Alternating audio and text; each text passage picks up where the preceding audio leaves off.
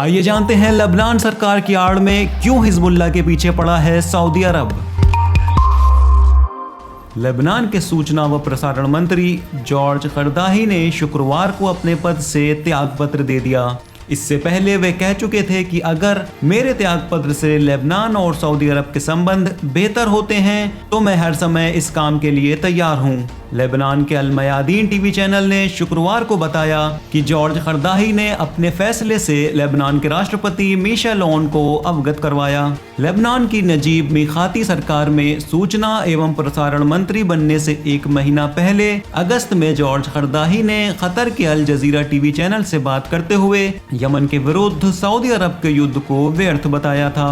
उन्होंने अपने संबोधन में यह भी कहा था कि जिस तरह से फिलिस्तीनियों और हिजबुल्लाह को अपनी मातृभूमि की सुरक्षा का अधिकार है, उसी तरह से यमनियों को भी अपनी रक्षा का पूरा अधिकार हासिल है। करदाही के इस बयान को अरबी भाषा के संचार माध्यमों ने खूब प्रचारित किया था। उनके इस बयान पर अपनी प्रतिक्रिया में सऊदी अरब ने लेबनान से अपने राजदूत को वापस बुला लिया और लेबनान के राजदूत को 48 घंटों के भीतर सऊदी अरब छोड़ने का आदेश जारी कर दिया था। सऊदी अरब को सबसे ज्यादा क्रोधित करने वाली बात यह है कि कोई लेबनान के प्रतिरोधी संगठन हिजबुल्लाह का समर्थन करे।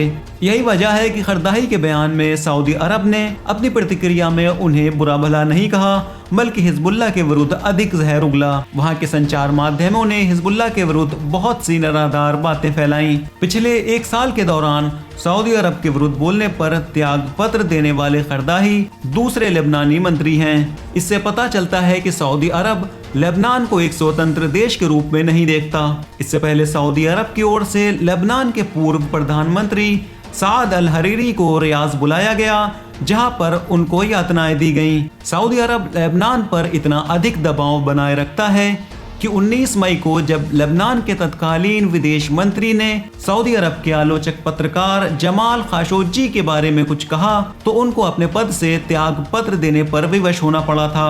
जॉर्ज करदाही का त्यागपत्र ऐसे हालात में दिया गया है कि जब फ्रांसीसी राष्ट्रपति के नेतृत्व में एक बड़ा शिष्टमंडल इस समय फारस की खाड़ी के देशों की यात्रा पर है। उन्होंने अपना त्यागपत्र शायद उन तत्वों और गुटों को चुप कराने के लिए भी दिया है जो लेबनान की एकता और अखंडता को समाप्त करने के लिए इस देश में रहते हुए सऊदी अरब के लिए काम कर रहे हैं, जैसे समीर जाजा और उनके जैसे कई दूसरे लोग।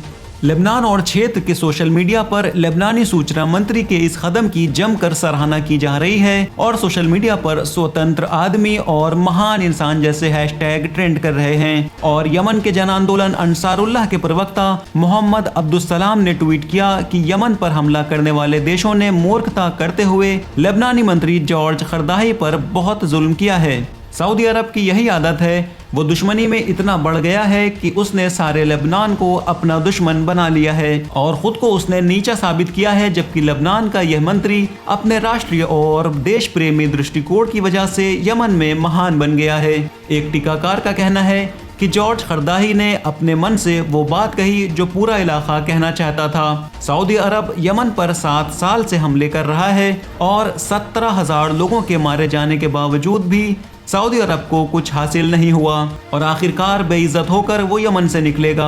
सऊदी अरब के विदेश मंत्री के निरंतर इस बयान से कि लेबनान के साथ उनकी समस्या जॉर्ज करदाही के बयान से आगे का मामला है, पता चलता है कि लेबनान में सऊदी अरब की साजिशों का सिलसिला जारी रहेगा। लेबनानी टीकाकारों का कहना है कि जॉर्ज करदाही के त्यागपत्र देने के बावजूद लेबनान के खिलाफ सऊदी अरब की साजिशें खत्म नहीं होंगी और उसका लक्ष्य लेबनान के 2022 के संसदीय चुनावों को निशाना बनाना है।